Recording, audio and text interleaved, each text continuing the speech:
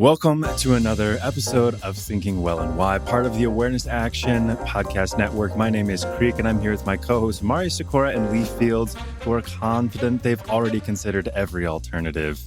That daily delusion brought to you by Karl Popper, which is who we're talking about today, the patron saint of Awareness Action, as we call him here. As listeners quickly change to another podcast as we're talking here. But, now, trust me, folks, it's worth hanging in there. So, yeah. Right. Some listeners have already marked their bingo card. There you go. Wait, do we have bingo cards? Is this merch that I'm unaware of? We have Mario cards. Oh, yes. It's the OG. How do they? Popper's the spot in the middle. Yeah. I always tell my clients, as in my executive coaching role, I said, if you're not saying things often enough that people are making fun of you, you're not communicating well enough. And so this is a great example of what an outstanding communicator I am, that you guys have all literally created a bingo card. Yeah. It's technically a Mario card. Yeah. Oh, man. All right. Well, hey, Mario, can you please tell us who was Popper and why is he so important to you? Yeah. So let me start off with why he's so important, okay? Because, again, he had some of the most seminal ideas in 20th century philosophy. And for me, really is the person who got just about everything right, as far as I can tell. I mean, there were great philosophers who have been influences on my way of thinking, prior to him, for sure, right? David Hume was a big one. And until I really discovered Popper in a real way, Hume is the person I would refer to. He would have been the name in the middle of the box there in your bingo card, Lee. But Popper just was able to put so many important things in such great ways. And even though, his ideas had kind of filtered down to me just through general, philosophy of science, the skeptics movement that was really big in the 2000s. It wasn't until I really understood where all these ideas came from in a crystallized way that I developed such an appreciation for him and realized how much he had already been influencing the way I think about the Enneagram. Okay. So when did you first discover him? Well, look, I'd always known about Karl Popper, right? I mean, his idea of falsification is a fundamental, cornerstone of science. Okay, it's kind of thought of as this is the demarcation between science and pseudoscience. Can you falsify it, right? Now, it's more complicated than that, of course, but that's kind of the touchstone idea. I was also familiar with, his work on open societies and the big, kind of debate between whether Popper or Thomas Kuhn were the right way to think about how science evolves. The reality was that they didn't really disagree with each other as much as people think they do. They were just looking at it from different angles. So I was aware of him, but I really developed an appreciation for him listening to David Deutsch talk about him a few years back in a podcast, and then reading David Deutsch's work. It really helped me understand how seminal Popper really was. Okay. He was a 20th century philosopher, born in 1902, died in 1994. He was Austrian and British, meaning that he fled the Holocaust like so many did and ended up in England. Fled Nazism. He taught at the London School of Economics for most of his career. He's best known for this concept of falsifiability that I just mentioned. He argued that scientific theory that a theory is scientific not because it can be proven true, but because in principle it can be proven false. And this is an important thing. What goes through his work and the work of a lot of other skeptics and thinkers like him is that you really can't prove anything. All knowledge is provisional, but you can prove things to be untrue. And that's how we get closer to the truth. let's see, he was also a major political philosopher. So he was a philosopher of science and a philosopher of science.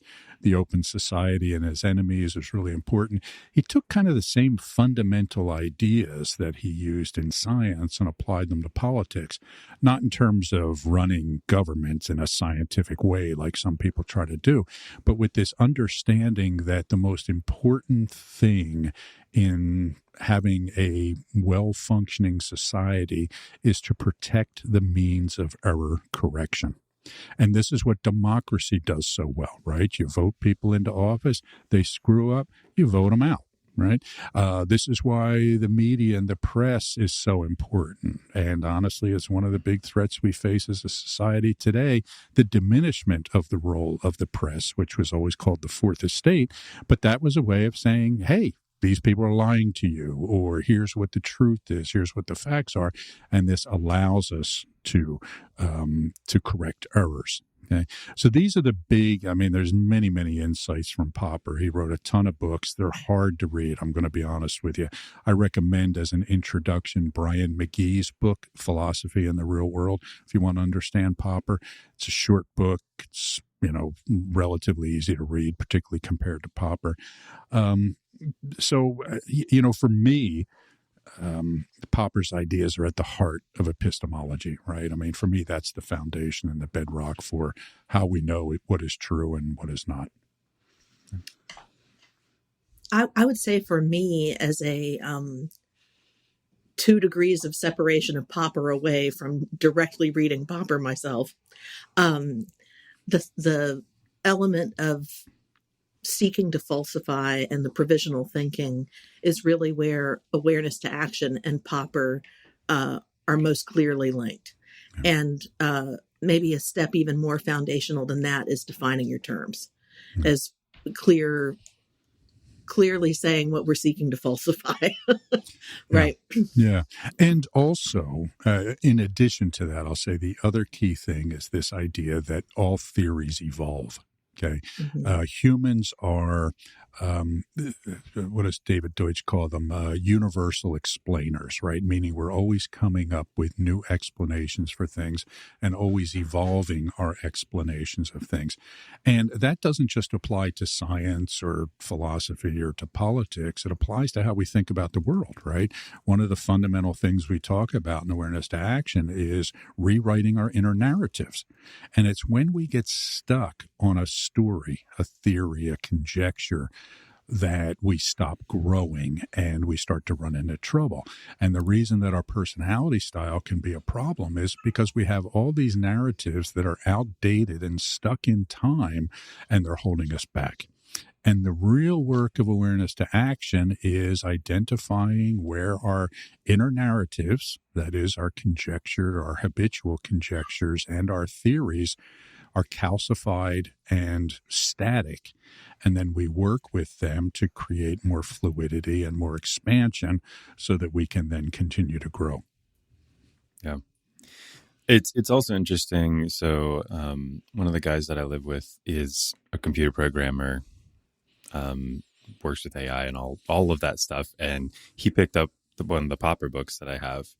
And he's like, man, this stuff is actually really great when thinking about how to work with AI.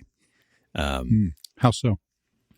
That's a little above my pay grade, but has something to do with how it is quite early. how Popper talks about words, and the relationship to them. And I forget the exact language. I just texted him. We'll see if he gets back to me. But yeah, sure.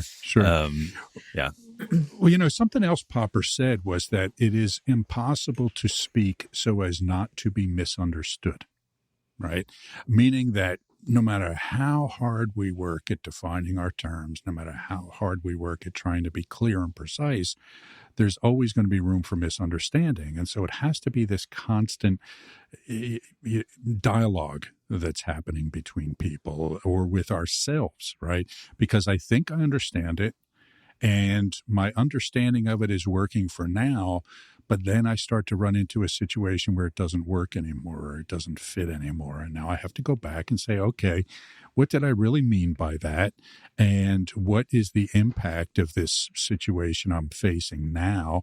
How does it reshape what I was thinking before? And how can I word it now? Right. So, no matter how precise we are, and this is the thing about what makes reading Popper so challenging is that, Lee, you've made the comments about how, with awareness to action, it's all the text is highlighted, right? That it's precise and to the point and all that stuff. Well, Popper does the same thing, but the books are 500 pages, and so it's like, so you've got to really focus on every word of every sentence for 500 pages. And it's like, all right, I just can't do this, but it's great stuff to dip into. And, Saturday afternoon, you got nothing, nothing to watch on Netflix, just pick up, you just binge Popper as one does. Yeah. It's a different type of page turner where you turn the page slowly and then you have to turn back a page because you realize you didn't understand the previous page. Right. Well, I think that sort of brings to the fore something about awareness to action and the approach that we take with it, with the Enneagram, which is keeping things as simple as possible, right? On purpose. If you're going to define all of your terms and seek to falsify, having fewer variables helps support that being done well. Yeah, it's as few variables as possible, but no fewer. Right, it's the way we should always think about these things. There's, you can make anything easy. You can just make everything either black or white, right? And but and black or white works for some things, right? Should I hit this person or not? No, but sometimes, no,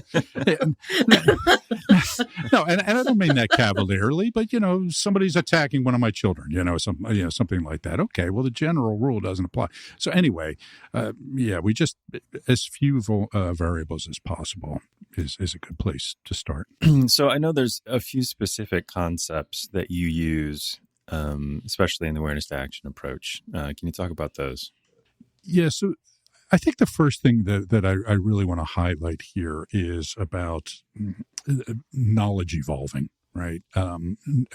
It's one of the things that Popper talked about was the difference between open ideas and static ideas, or open societies and closed societies. He was writing at a time when Nazism was up and coming and rising, and then the communism of Eastern Europe and all these things. And one of the things he rightly pointed out is that they are closed societies, right? You will do it this way. There's no room for debate. Everything is top down, and all of those societies, or ways of governing fell by the wayside because they just don't work if they were closed. Now, an open society is a lot messier. Right? I mean, democracy is a messy thing.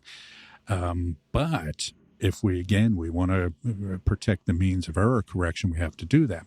But again, we have to see all theories as part of a process. Okay. So the development of knowledge always goes through a cycle of, I encounter a problem, I speculate or conjecture and come up with a theory. Okay, well, I think it's happening because of this.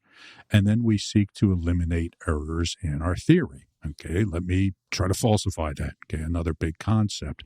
And if I get to a certain point where I can't falsify it, then, all right, it's an acceptable idea and I can work with it. But then we run into friction. Okay, some situation to which our theory does not apply or our understanding is insufficient, and we have to go back and we have to iterate. And with the Enneagram, if you look at the history of the Enneagram, it has gone through that process, right? I mean, the Enneagram of personality started with a Chazo, and he had a great tool and some of these brilliant insights, and he was teaching them to people, and they were, gaining value out of it. And then Naranjo comes along and he takes what a Chazo did and he said, this is really great, but I'm encountering some problems because of, my way of working with it or the environment I'm working with or whatever else. So I have to iterate. Okay. And then people iterated from there and iterated from there. And even though people tend to believe that the Enneagram is this unified body of knowledge that everybody agrees on, the reality is it's not. I have been engaged in a 30-year iteration of theory in the face of friction, right? I learned things from my teachers. I started teaching those, and then I ran into friction applying them in the real world, and theory iterated. And over time, it has evolved into what it is. That, in a nutshell, is what Popper says is the way that we should iterate knowledge. Preach. Okay. I'll keep going, folks. Yeah. That's right. This is your moment. I paused for, it wasn't just for effect. Stop highlighting now. So real quick, my housemate just got back to me. He said the way he talks about how an individual word doesn't matter, that you can even have a horribly wrong word in the sentence, but the sentence with all its parts still generally communicates the intent. A word is to a sentence as a letter is to a word. So, and that's how AI works without getting into it for all of, it's just a bunch of math equations of predicting what is next. Well, I think it's true and it's not. Like one word can really change a sentence a lot. So I think both things are true here, right? Yeah, so exactly. Context always matters, and we all know, you see these things, online where numbers are switched for letters and the letters are turned around backwards and all these things, but you can still read them, right? And you don't have to struggle to read it. Your brain just kind of processes it. And I think in that way, in the context of the broader thing, then our brain will, fill in a word and that sort of thing. And I don't know enough about AI to speak to that, right? But I will say that when it comes to, say philosophy or engagement with other people, there are times when we do have to go back and say, what did you mean by that? But there are other times when people will use a word and we know it's not the right word, but we know what they meant. Right. So, yeah. I think it's context driven. I agree. I think that my point is, again, this goes back to, we've used this cooking analogy before. If you're making a simple dish, the quality of the ingredients really matters, right? There's nowhere to hide if your recipe has 4 ingredients. So it matters that you choose your words carefully, or that you do define your terms, or that you use rigor around your thinking for the words that you do put in place to up the odds that you are talking about the same thing, or you are having a same understanding. Well, I think that these things are circumstance driven, right? Yeah. And so, I think both of these things are absolutely, I completely agree with you. And that I put real emphasis on words. So I agree with you there. But I also know there are some times when I say things that, that wasn't the word I meant, but people get what I meant. I think maybe, not to just keep belaboring this, but I think there is, it might be more akin to, are you using rye flour or wheat flour for the bread? It's you might get a slightly different result, but you're going to get bread. People will use it the same way. And maybe one is better than the other for certain reasons, but at the end of the day, we just need some bread for sandwiches. And anyways, I'm hungry. And then what did Popper say about gluten? Yeah.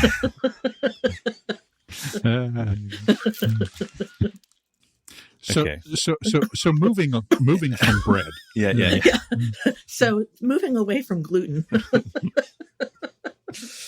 So let's move into something else here. Another thing about my co-hosts that you may not know is they both love being wrong. Known for it. Yeah. I have a lot of practice at it. Yeah. What's the saying? Often wrong, but never uncertain. Exactly. That's one of the sayings. Yeah. It's too big for the bingo card. That will be on the tombstone. But this is something Popper talks about a lot, and it is very, very important. A principle that I think society would be vastly improved if that was more of a sentiment. Yeah, I think it's putting seeking to falsify to everyday work, right? For me, reframing my thinking about making mistakes or seeing errors as an exciting thing was a pretty big counterintuitive move, right? I have spent a lot of my life avoiding error. And not that I'm alone in that. I mean, but turning making mistakes into happy accidents is a mindset shift, but a useful one where I can grow, right? And adopt just more curiosity generally instead of defensiveness. That's one of the ways that Popper has improved my life. Can you give an example, Lee? Yeah, sure. I can give a lot of examples because I make mistakes all the time. Yeah, we don't have all day. But just pick a good one. Yeah, I'll pick a good one, and then if you guys want more, they can be in the show notes, just like an annotated afternoon of error making. Sometimes it's as simple as a reframe, like I'm trying to teach my 17-year-old how to do something, and I can ask myself, like I can get kind of rigid about how to load the dishwasher. Let's go there. And then it's like, does it really matter? Or is it this is the right way, or is it this is my way? And just when I'm trying to teach them in my parenting role, I'm trying to teach them the right way to do things. But very often there's not really a right way. It's just a way. And what's another way? And what's another way? Or I can see my own mistake. I'm like, oh, you're right. This is a better way to do it. Instead of getting defensive and saying, well, the reason why I did it this way was X or Y or Z. Just like, it doesn't matter. I did it that way and this is a better way to do it. Okay. Or another way to do it. Yeah. That wasn't the best example, but I think it'll do. I'll add to that and brag. Another mistake Lee has made. It's not a very good example. Oh, Creek knows where all the skeletons are buried on recent mistakes. Well, so this past weekend, I actually I did a motorcycle course and got my endorsement. So arguably a mistake. Yeah. Now you're going to go out and buy your donor cycle, right? So that's great. Yeah. But it was like 6 hours on the motorcycle on Saturday, 6 hours on Sunday. It was intense. But obviously, I didn't know what to prepare for. I've only ridden a motorcycle a few times before that. And so yeah, obviously nervous. And in some ways I was using falsification of like, what are some other ways one could experience this? Like, if I were excited, then that would mean this. If I felt confident about my abilities here, then I would feel and act this way. And so it just like there would be multiple ways to experience this thing, and kind of challenging my own narrative of I'm going to fail and I suck at this. And turns out I didn't entirely suck at it. So trying to reorient of like, hey brain, remember that you thought you were going to suck and then you didn't. Let's like reinsert that story into some other situations and see how that goes. So I'm not going to bother listing all the mistakes I've made because there are many of them. And honestly, I mean, people can, if people go back and read things I wrote 20 years ago or 15 years ago, something in the Enneagram Monthly or whatever, and you can see me talking about things one way, and now I talk about them differently, right? And that's the way it is. And my wife would be happy to give you a laundry list of stupid and wrong things I've done over the years. Find it in the show notes. There you go. Right. But I think what I want to speak to here now, look, Popper was not the first person to come along and say this, right? But he really clarified it in certain ways. But you can go back to Darwin too, who honestly, I'm thinking about it, we should do an episode on. But Darwin said that it's often better to kill a bad idea, or as good to kill a bad idea as it is to propose a good one, right? Because, and this is at the heart of, again, how we get closer to knowledge, right? It's because you can't prove anything. Some would argue maybe mathematics, but even that, people are, can come up with some workarounds there, right? So there's very little, if anything, that we can actually prove. So whenever somebody's telling you this is scientifically proven, blah, blah, blah, they're trying to take your money, okay? So if you see those terms, scientifically proven, hold on to your wallet and walk away. But we can disprove things, okay? And this is what, falsification is, what the scientific method is, okay? You propose a theory, and but again, this applies to ideas, and it applies to things like typing, okay? So, I'm working with, when I work with a client, I do a typing interview with them, but I used to, early in my Enneagram days, really feel that I had to get it right. I'm supposed to be the expert here. I'm supposed to be able to tell these people, oh, no, I know that you're a 7 or a 4 or whatever it is. And over time, because I have been wrong so many times and, I've gradually gotten better at that, but I still always assume that I could be wrong. And so I tell people, look, this is a provisional hypothesis. And, as I get to know you better and we do the 360 assessment, or, you share some additional insights with you, about yourself with me that I didn't see before, I might change my mind.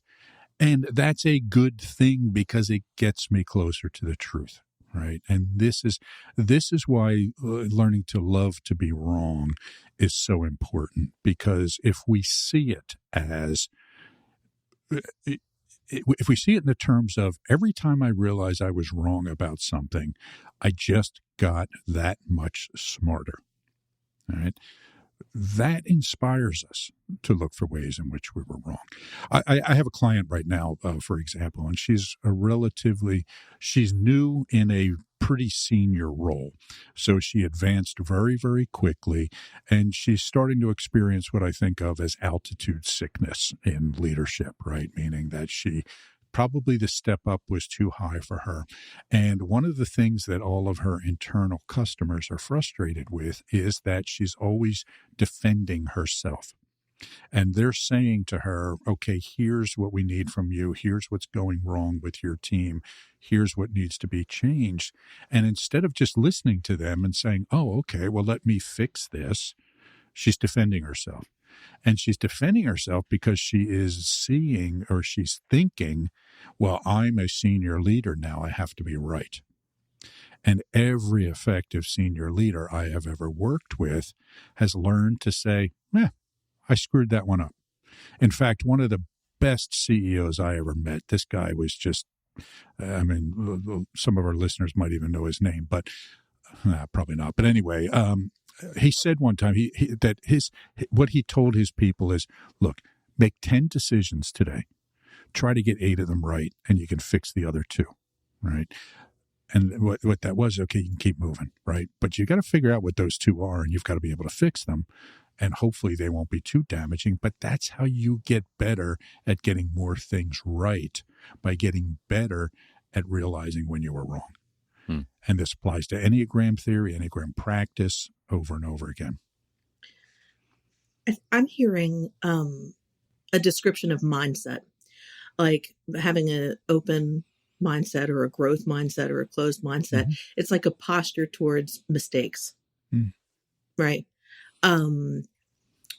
So looking for them, relishing making mistakes as an opportunity to get smarter is applying the awareness to action authenticity piece, like the growth process, in real time, right? Yeah. If I can see this in a broader way, if I can tell a better story about this and be curious about it as opposed to defensive of it, I get better results. Yeah. Because the mistakes are going to be there, right? We're going to make them. So our attitude towards them will matter to us and to other people. Yeah. I think something that's important to say is that I wrote down something earlier that I think I'm going to start bore-assing people with by repeating all the time, that theory, particularly my theory, has evolved. It's iteration in the face of friction. Okay? Meaning that if the theory I have or the belief I have is working, then great, right? It's when we start to experience friction based on that theory that we need to start, okay, tune in here. Something's happening. I am experiencing friction in the system. Am I wrong? Okay. I don't sit there, if I'm watching a show on Netflix, asking myself, am I really enjoying this? Is this a good show or not? Well, let me find the evidence where it's not a good show and all that. No, man, just watch Netflix. Okay. But it's when I find myself agitated, okay, if I'm watching a show or a movie or something, just as a simple example, I'm really agitated. Why is that? Oh, because this movie sucks and I'm going to stop watching it, but we tend to just kind of push forward in the face of this internal friction, whether it's about our relationships or whether it's about our job performance or anything else. We experience that friction of, this isn't working, and we tend to find reasons why we look for reasons why the friction is somebody else's fault. When it could be somebody else's fault, but it might be our fault too because we have the wrong idea here or our theory is incomplete. So this idea of falsification is critically important, but don't think you have to wear it like a like a I don't know, what do people wear all the time? These days. Yeah, like a hair shirt. Okay, Skin. Oh, that's it. The totally modern example, the hair shirt. What? Okay. That's like before the 80s, Creek. Like we're an Old Testament exampling now. Okay. It was a form of torture. Yeah. I think it was horsehair, and we don't need to go further. Yeah. So how does this apply to the Enneagram, more specifically? So we've talked a little bit about how it applies in practice, okay? Making assumptions about people's types, making assumptions about theory. But I kind of want to go back to this idea of how it applies to theory. And there is, a tendency for people to think that the Enneagram, there's one true Enneagram, and that the Enneagram is in some way this ancient, received, static body of knowledge. Okay. And again, one of Popper's big things was any body of knowledge that's static eventually becomes irrelevant and problematic, right? Because people are adhering to this static, outdated set of ideas and causing problems in society because of it. Okay. So I want to be clear here, on this idea of tradition. Just because I have changed ideas and iterated theory doesn't mean that I don't have respect for or appreciation of the people who came before, right? I mean, Echazo's work was brilliant. Naranjo's work was brilliant. Don and Russ's, Helen's, Jerry Wagner, Tom Condon. I mean, I could go on all day about some of the brilliant work on the Enneagram that's been out there. But again, another thing Popper said was, today's outdated ideas were yesterday's brilliant ideas, and that's just how things kind of happen. So, I want to be real clear, and hopefully people will come along and iterate on ideas that I've had, right, and make them better someday. It'll be over my dead body, but I will be dead someday, and there's opportunity for iteration at that point. So. Yeah. There is, and I'm going to push back on that for a second. Mario, you talk a big game about it being over your dead body, and yet time and again I see you inviting challenge, right? Yeah. What you really want is for your model to be as good as it can be. Yeah. And you're looking for friction to test it, and that's how you evolve. That's how you've evolved your theory up to this point and continue to. Like, we were in a class this week and you were like, yeah, if I find a better word, it'll go here. Yeah. But right now, this is the best one I've got. When it comes to the Enneagram, we have to understand that it is an iterating and evolving body of knowledge. It is not a body of dogma and should not be treated as such. Now, this doesn't mean that we shouldn't be rigorous in our iteration of theory. We have to apply all the rules of epistemology and good common sense in doing that. But we can't assume that there is one truth out there or any specific truths about how the Enneagram is or should be. Okay? Yeah. So these are really the key things that I think are important, because it will just become irrelevant and ultimately harmful if we allow that to happen. And that's not to say that there's a difference between dogma and tradition. Sure. If the Enneagram turns into something with 10 types, like there are things that are not going to shift, that shouldn't shift. Right. Even into ethics and morals. Like there are things that, well, this has worked for a really long time and we have the data for it. So we don't really need to shift it all that much. So that's on one hand. And then on the other hand is what you're saying, where it becomes an unthinking relativism. Or I wouldn't call it anything unthinking relativism. I would call it an unthinking dogmatism, right? Sure. Look, I'm not suggesting that something is not good because it's old, right? Again, this is the testing of theories. And if the theory holds up, look, the golden rule is pretty damn old, okay? But it's still a thing because it's pretty damn good. You know, it's imperfect, but it's a great, great rule of thumb. Okay. So, yeah, absolutely. I mean, look, I think the nuclear family is a great tradition. Okay. Why? Because it has worked and it has, a lot of reasons. Now, does that mean that, versions of families that are not exactly like mine are not okay? Well, of course not. Of course they are, as long as they work. Okay. So if it works, it's good. Okay. Not to get into Charles Pierce and pragmatism here, but that's another episode. Yeah, that's another episode. There you go. Right. So, boy, we'll never finish this podcast. I'm aware. Arguably true. We'll seek to falsify. Let me finish my thought here, because Okay. I am not down on tradition. Okay. I am down on dogmatic adherence to ideas that have proven or demonstrated to be either outdated or no longer useful.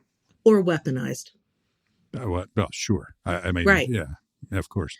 If you pull the thread, that's where the thing can go. Right. Yeah. And if people start to become defensive about their dogmas, it can turn into, well, I've got to do something about this threat so I can attack it. Right. So, or we can just use the Enneagram as a weapon too, which that's a whole nother story though. Yeah. That's another season. Yeah. I think we should wrap this up. Yeah, let's wrap this up. Lee, what do you got for us for practical everyday use? Okay. Well, since we're here talking about weaponizing the Enneagram, oh boy. Let's look at how we can weaponize things against other people or ourselves. So for take-home practice, here's your homework. Notice sometime this week when you catch yourself explaining your behavior using your personality, and stop and ask, is this an observation or a defense? Yeah, well, that's uncomfortable. Right? Mission accomplished. Yes. Welcome to Friction in the System, brought to you by Awareness to Action. All right, folks. What is my sign off? I forgot my sign off. Who even am I? All right. So that's it for this episode. Please let us know if something landed or something didn't. If you'd like to falsify some of our claims, please tell us. No promises on us getting back to you. But the links will be in the show notes. We'll be back in 2 weeks. So just remember to be kind with people and ruthless with ideas.